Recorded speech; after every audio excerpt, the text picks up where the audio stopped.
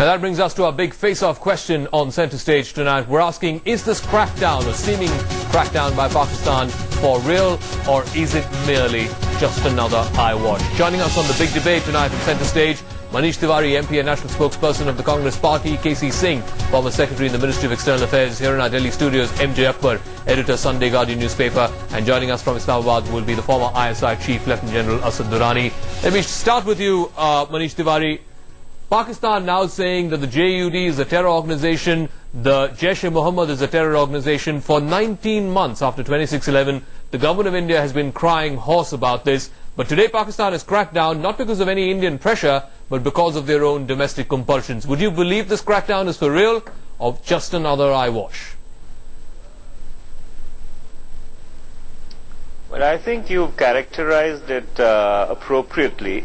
The kind of attacks that Pakistan has now been experiencing over almost the last 3 to 4 years, I think has brought the point home to the Pakistanis that there is an existential threat from all these groups to the Pakistani state itself. So therefore, if they have decided to crack down on them, I think we should watch closely and not jump to any premature conclusions one way or the other.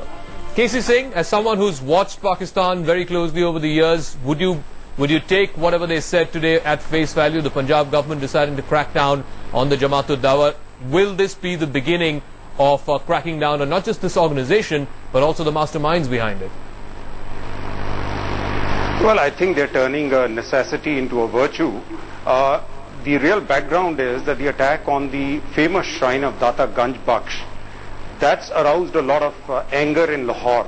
If anyone who's been to Lahore and has driven past that shrine, he would know. I've done that myself. You see huge crowds there. It is really a symbol of the syncretic Punjabi culture, the Sufism combined with Islam and the softer side of Islam.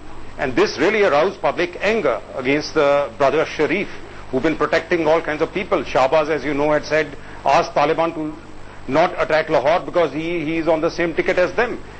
But what they have cleverly done is that when they were going after 23 organizations to satisfy public opinion, they've attached Jamaat-e-Dawa in it. But really, essentially, what have they done? They have said, they have put him on the control list for external travel. But he's already been listed by the UN.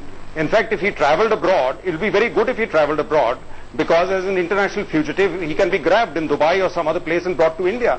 Okay. Now, in effect, he stays in Pakistan, which is where he was staying anyway.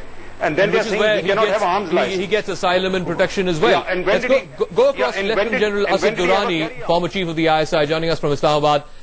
There's a lot of skepticism here in India, and many would say rightfully so. Why should we take this Pakistani crackdown on the JUD seriously? Because we've seen this in the past, that Pakistan does this sort of thing. It's merely an eyewash. And this coming from the same Punjab government, which just last month it was revealed, had given $1 million to the same Jamaat-ud-Dawa. Why should we take this crackdown seriously, Lieutenant General? I haven't heard so much of what you have said. For example, of the $1 million, I haven't also heard about the crackdown.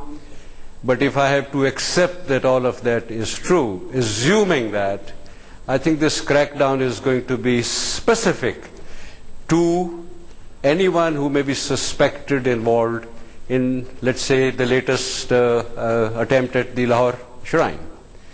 Beyond that, I do not believe that there is the state capacity to take on every possible group, any suspected group, because already they have their hands full with so many other things. I want to talk about the Jamaat-ud-Dawa, and it's been established, this was reported by the New York Times, it was reported by the BBC, that it was revealed just a couple of weeks ago that the Punjab government had given $1 million to the Jamaat-ud-Dawa and various institutions linked to it in the last 1 year. This same Punjab government today is now coming out and saying that the Jamaat-ud-Dawa is a terrorist organization, we're going to crack down on it. Why should we take it seriously? I'm absolutely sure that all these reports, whether it is BBC, Voice of America, or any, they are, if not wrong, they are based on certain misinformations, or at best perhaps it's speculative in nature, probatory in nature. This part of that done. I mean, if the Punjab government was to give any money, I don't think BBC or, for that matter, your channel, any channel in Pakistan would come to know about it. These are those things that can be done in a much better, much refined way. Information that's been put out in the public domain. Everybody knows the Sharif brothers are very close to elements of the Taliban. Why should we take this crackdown seriously? Well, don't. No, you should not. I'm not suggesting. I'm asking MJ Akbar. I'll just come back to you, Lieutenant General Durrani, in a moment. I'm asking MJ Akbar. Because the fact is, in a week's time, the foreign ministers of India and Pakistan will be meeting. This will naturally come up, and Pakistan will try to portray that this is what we're doing. We're cracking down on terror. No. Let's get certain things very clear. If there is a crackdown, and let's assume that there is a big if attached to it, it has nothing to do with India.